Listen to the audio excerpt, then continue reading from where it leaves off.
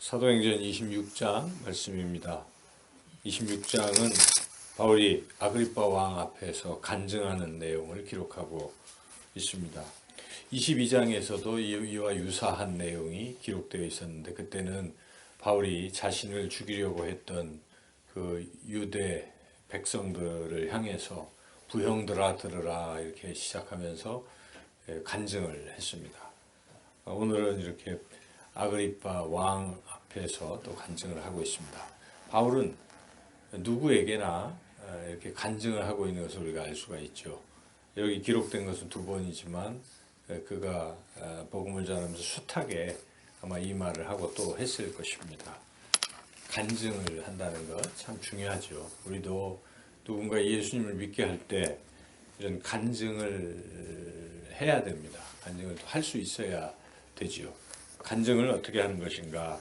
여기에 나온 그대로 간증은 세 단계로 나뉘어 있습니다. 먼저 예수님을 믿기 전에 나의 불행한 상황들을 이야기해 주는 것이죠. 그런 얘기를 하는 것은 예수님을 믿음으로 어떻게 변화되어 있는가를 더 선명하게 말해주기 위한 것이죠. 물론 거기에 또 거짓되거나 지나치게 과장하기 위해서 자신을 막 아주 한없이 이제 그렇게 하는 경우도 있는데, 너무 과장되면 그것도 진실성이 결여될 것입니다. 있는 그대로 자신이 예수님 믿기 전에 어떤 상태였는가, 우리가 이런 부분을 늘 생각해 봐야 합니다. 간증을 위해서도 그렇고 하나님의 은혜를 우리가 깊이 생각하기 위해서라도 과거에 내가 예수님 믿기 전에 미래에 대한 소망도 없었고 세상이 좋았고 뭐 그런 것들이 있지 않겠습니까? 그런 것들을 우리가 먼저 이야기할 수 있어야 되고, 그리고 예수님을 어떻게 믿었는가 하는 부분입니다. 물론 어떤 사람들은 아주 이렇게 극적으로 예수님을 믿는 순간에 이런 변화의 역사가 일어나는 사람들도 있지만, 또 혹자는 그냥 가랑비에 옷이 젖는 것처럼 어릴 때부터 뭐 흔히 모태신앙 그런 얘기하죠. 그래서 어머니 뱃속에부터 태어날 때부터 믿었다든지, 그래서 큰 변화를 못 느낄 수도 있죠. 그러면 그런 대로 나는 태어날 때부터 그렇게 했다, 뭐 이렇게 얘기할 수 있겠죠. 여하튼 예수님을 믿을 때의 그런 상태, 뭐 이런 과정을 또 이야기할 수 있다면 하면 좋겠습니다. 이제 가장 중요한 것은 예수님을 믿은 후에 어떻게 변화되었는가 하는 것을 우리가 또 이야기할 수 있어야 되죠. 예수님을 믿으니까 이러한 상황에서도 절망하지 않게 되고, 예수님을 믿으니까 미래에 대한 소망이 있어서 항상 행복하고, 뭐 이런 간증들을 이렇게 쭉 할 수가 있어야 하겠습니다. 오늘 바울이 이렇게 간증하는 부분에서 마지막 부분에 왜 예수님 믿은 후에 자기는 어떻게 살았는가의 부분을 우리가 좀 주목해 볼 필요가 있는데, 그게 20절입니다. 20절.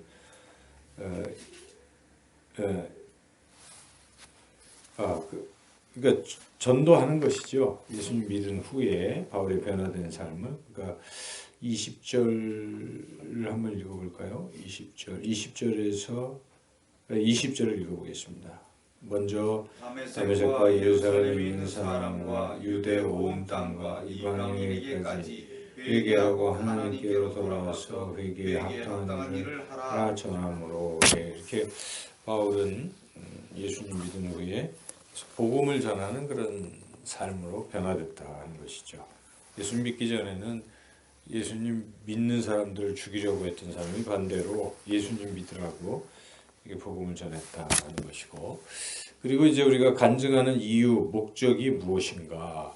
영혼을 구원하기 위해서 우리가 하는 것입니다. 그런 마음이 일어나야 되는데, 여기 18절에 이게 아주 잘 나와 있습니다. 왜 우리가 전도하는가? 18절을 같이 한번 읽어보겠습니다. 그 눈을 뜨게 하여 어둠에서 빛으로, 사탄의 권세에서 하나님께로 돌아오게 하고, 죄의 삶과 나를 믿어 거룩하게 된 무리 가운데서 기업을 얻게 하리라 하더이다.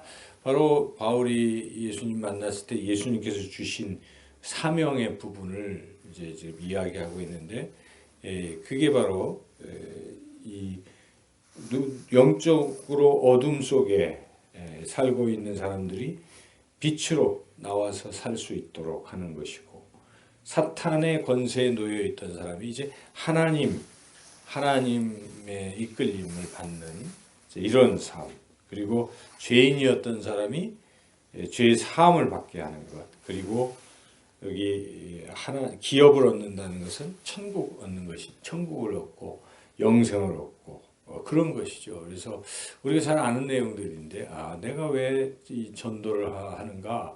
이분들이 영적인 어두움 속에, 우리 보기에는 다 똑같이 살아도 영적으로 죽어 있고 그런 어두움 속에 있다는 것이죠. 그래서 어두운 데서 그의 기이한 빛으로 들어가게 하는 이제 그런 일을 우리가 하는 것이고, 그리고 눈에 보이지 않지만 사탄이 이 영혼을 자꾸 이렇게 사로잡고 있는 거라는 거죠. 그래서 우리가 사탄의 결박과 권세에서 벗어나게 하는, 그러기 위해서 우리가 전도하는 것이고, 예수님을 믿으면 누구라도 죄사함을 받는 것이다.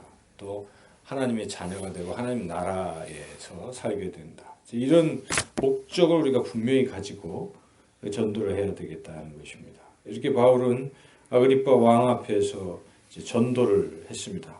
전도를 하니까 옆에서 베스도 총독이 야, 너 미쳤구나 이렇게 이야기할 정도라는 것이죠. 24절을 한번 읽어보시죠. 바울이 이같이 변명하며 베스도가 크게 소리내어 이르되 바울아 내가 미쳤도다 내 만왕이 너를 미치게 한다 하니, 저는 오늘 새벽에 이 말씀을 묵상하면서 미쳤다라는 소리를 들을 정도인가, 우리가 전도하다가 사람들이 당신 미쳤습니까? 이런 정도까지 그렇게 우리가 전도를 하고 있는가. 참 바울이 정말 열정이 있죠. 뜨거운 열정을 가진 사람입니다. 지금 자기 목숨이 왔다 갔다 하는 순간에도 바울은 영혼 구원을 하려고 이렇게 아그리빠 왕이든 누구든 계속 복음을 전파하다가 그 베스도 총독은 바울하고 같이 얘기도 하고 그 복음을 들으려고도 했고 했던 사람인데, 오늘 보니까 미쳤다고 생각하는 것입니다. 이 사람은 그냥 입만 열면 전도를 하고 있기 때문에 자기 상황도 모르고 변명을 해야 될 사람이, 사실은 지금 변명할 기회를 얻어서 아그리빠 왕 앞에서 자신을 변호해야 될 사람이 앞에 변호하는 것처럼 시작하다가 지금 계속 예수님 믿게 시키려고 복음을 전하고 있는 이런 모습을 보면서 미쳤다 이제 이렇게까지 이야기한다는 것이죠. 그래서 그 이후에 바울은 끈질기게 이 아그리빠 왕이 예수님을 믿도록 계속 이 복음을 전하고 있습니다. 그래서 나중에 28절에 네가 적은 말로 나를 그리스도인이 되게 하려느냐 하니까 바울이 이에 지지 않고 계속 이야기하죠. 그래서 29절 말씀을 더 하고 있죠. 한번 읽어보겠습니다. 바울이 이르되 말이 적으나 많으나 당신뿐만 아니라 오늘 내 말을 듣는 모든 사람도 다 이렇게 결박된 것 외에는 나와 같이 되기를 하나님께 원합니다 아니라. 끝까지 여기 듣는 모든 사람들 다 나처럼 하나님 믿고 구원받기를 원한다, 이렇게 끝까지 복음을 전했다 하는 것입니다. 그래서 우리가 오늘 이 말씀을 통해서 바울의 그 뜨거운 열정, 영혼을 구원하려는 그런 열정을 가지고 우리도 그렇게 살아가야 되지 않을까. 그러기 위해서는 간증하는 것을 한번 잘 곰곰이 생각해 봐야 됩니다. 나는 어떻게 간증을 할 것인가. 그래서 항상 과거에 나 예수님 믿을 때 또 믿고 난 후에 놀라운 변화들을 우리가 늘 다시 한번 점검하고 이렇게 복음 제시하는 그런 삶이 되시기를 주님의 이름으로 축원합니다. 아멘.